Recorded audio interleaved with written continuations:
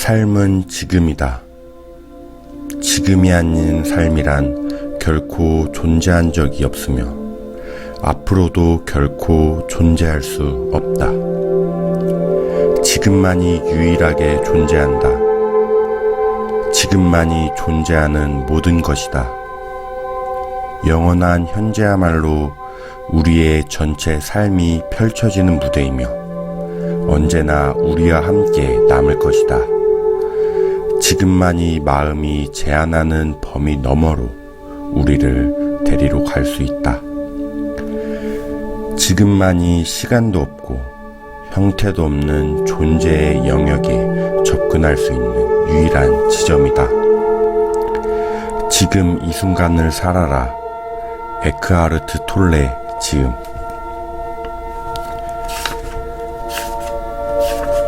소개의 글.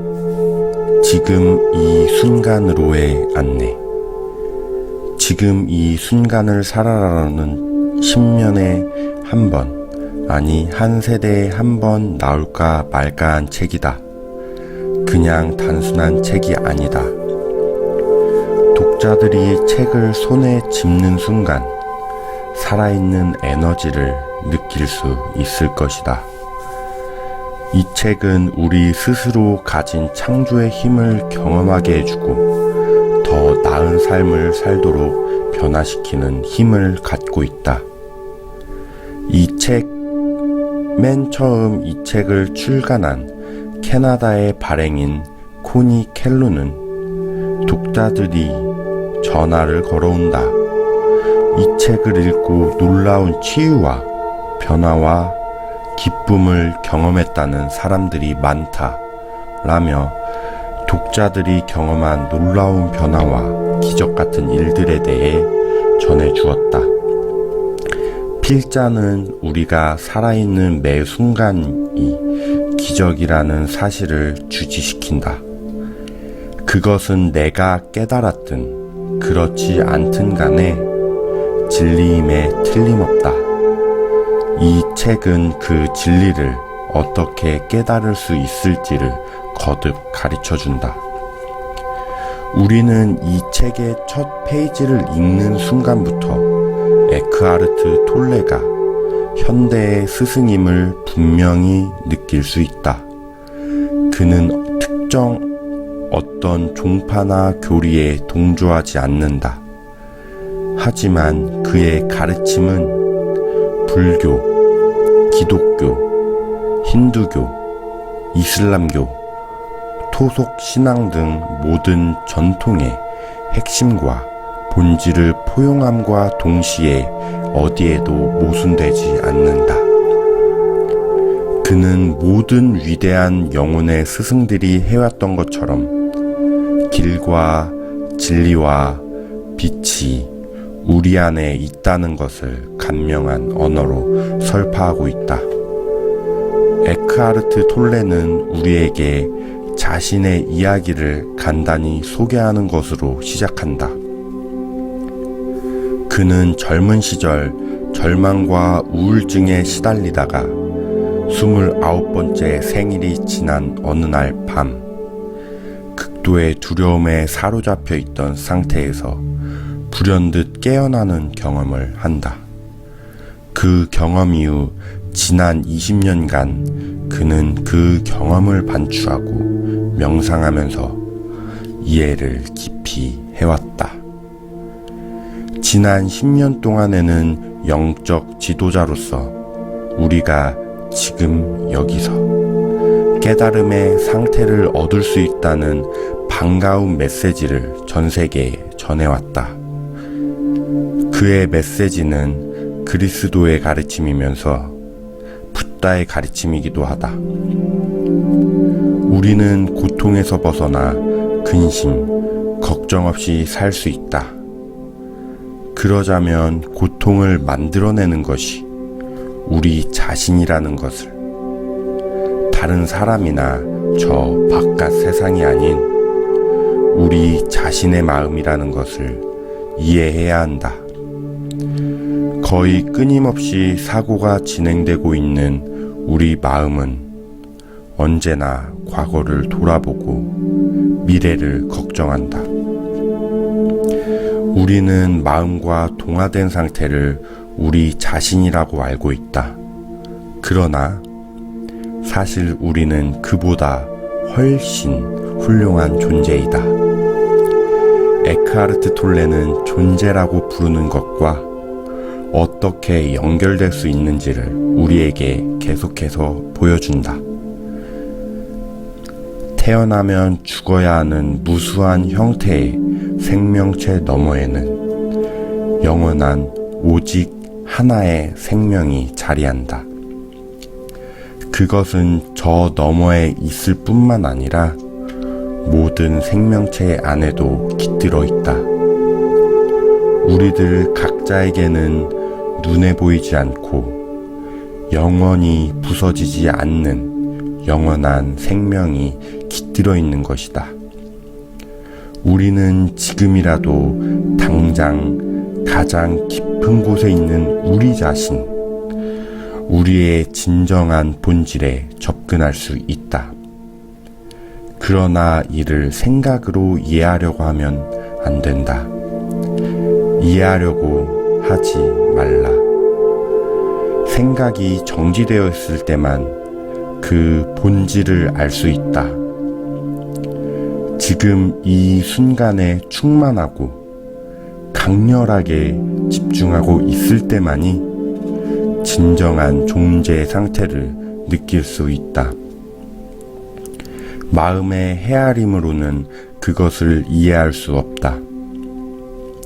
그러한 있음의 상태에 활짝 깨어 있으면서 그 느낌, 그 알매에 머무는 것이 밝은 깨달음의 상태라고 할 수 있다.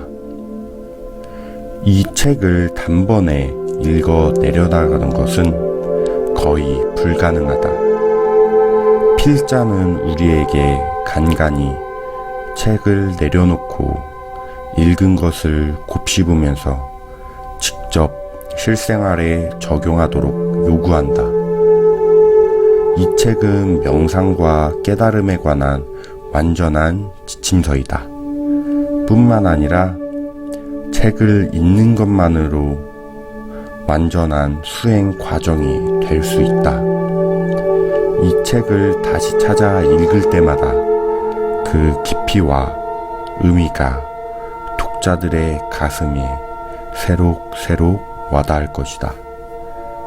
나를 비롯한 많은 사람들이 평생을 두고 배워야 할 내용이다.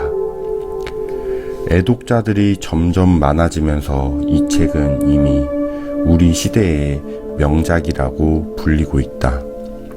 하지만 무엇보다 중요한 것은 이 책이 우리 삶을 변화시키고 우리가 진정 누구인지를 깨닫게 해주는 강력한 힘을 가지고 있다는 점이다. 캘리포니아의 나바토에서 마크 알렌, 발행인 헛된 일과 헛된 삶의 저자. 독자 여러분께, 깨달음은 우리 안에 있다. 나는 지나간 일에 연연하는 사람도 아니고 흘러가버린 과거에 별 가치를 두는 사람도 아닙니다. 하지만 내가 어떻게 해서 오늘에 이르렀고 이 책을 쓰게 되었는지에 대해서는 짤막하게나마 밝히고자 합니다. 30살 무렵까지도 나는 극심한 우울증에 시달렸습니다.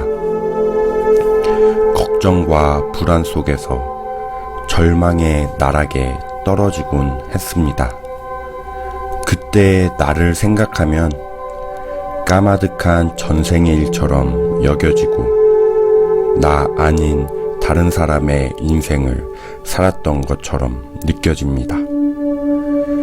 29번째 생일이 지나고 얼마 되지 않은 어느 날 밤, 나는 절망적인 두려움에 사로잡혀 있었습니다. 그런 느낌 속에서 헤맨 것이 한두 번이 아니었지만 그날의 두려움은 여느 때보다 강렬했습니다. 밤의 정막 속에서 윤곽만 희뿌옇게 보이는 방 안의 가구들, 먼 곳에서 들려오는 기차 소리, 그 모든 것이 너무나 낯설었습니다.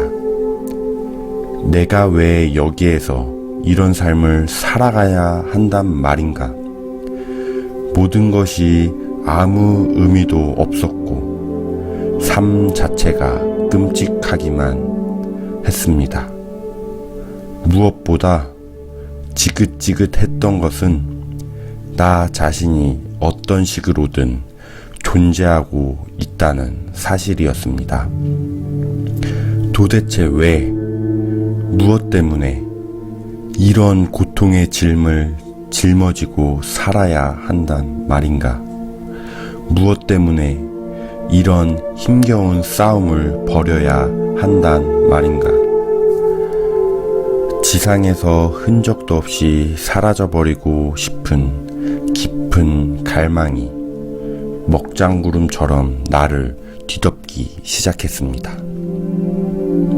이런 식으로는 더 이상 살 수 없어. 도대체 나는 왜 이 모양이지?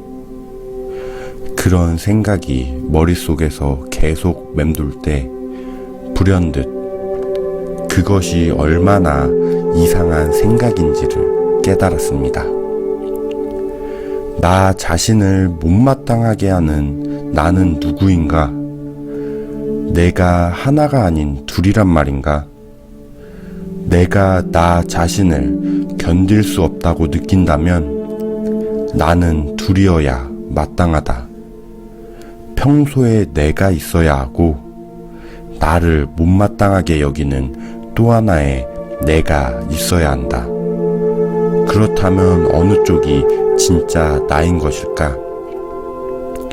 갑작스런 이런 깨우침에 머릿속은 일순 모든 작동을 멈추어 버렸습니다. 의식은 생생했지만 더 이상 아무 생각도 나지 않았습니다. 그리고는 다음 순간 알 수 없는 에너지의 소용돌이 속으로 빨려 들어가기 시작했습니다. 처음에는 천천히, 그러다가 점점 속도가 빨라지더군요. 두려움이 몰려왔습니다. 온몸이 떨리기 시작했습니다. 그때 저항하지 말라는 목소리가 가슴속에서 울려 퍼졌습니다. 나는 텅 빈 공간 속으로 빨려 들어갔습니다. 그 공간은 바깥의 어딘가에 있는 것이 아니라 나 자신의 안쪽에 있는 것 같았습니다. 갑자기 모든 두려움이 사라지면서 그냥 아득한 공간 속으로 떨어져 내리는데도 나는 스스로를 방치하고 있었습니다. 그 후 무슨 일이 일어났는지에 대해서는 아무 기억도 나지 않습니다. 나는 창밖에서 새가 쥐저기는 소리를 들으며 깨어났습니다. 전에는 한 번도 들어본 적이 없는 소리였습니다. 아직 눈을 감은 채 나는 찬란한 다이아몬드의 영상을 볼 수 있었습니다. 그래, 다이아몬드가 소리를 낼 수 있다면 바로 이런 소리가 날 거야. 나는 눈을 떴습니다. 새벽의 첫 햇살이 커튼을 통해 스며들고 있었습니다. 빛이라는 것은 우리가 아는 것보다 훨씬 더 많은 것들을 품고 있다는 것을 생각이 아닌 느낌으로 알 수 있었습니다. 커튼을 통해 스며드는 부드러운 빛은 사랑 그 자체였습니다. 눈물이 왈칵 쏟아졌습니다. 나는 자리에서 일어나 방안을 서성거렸습니다. 너무나 익숙한 방이었지만 한 번도 제대로 본 적이 없다는 사실이 떠올랐습니다. 방금 새로 태어난 것처럼 모든 것이 싱싱하고 신선했습니다. 연필이나 빈병 따위를 하나씩 집어들고 들여다보면서 그 활기찬 아름다움에 연신 감탄사를 터뜨렸습니다. 그날 나는 시내 곳곳을 헤매고 다녔습니다. 갓 태어난 아기처럼 지상의 삶 전체가 내 눈에는 온통 기적으로 보였습니다. 그 후 5개월 동안은 흔들림 없는 평화와 기쁨 속에서 살았습니다. 하지만 이후로는 차츰 그 강도가 줄어들었습니다. 그런 상태가 너무도 자연스러운 나의 일부가 되었기 때문에 그렇게 느꼈을 수도 있습니다. 어떠한 행동을 하더라도 이미 내가 품고 있는 본래의 성품에 그 무엇도 더할 수 없다는 것을 너무나 잘 알고 있었지만 나는 여전히 세상에서 나에게 주어진 역할을 계속 하고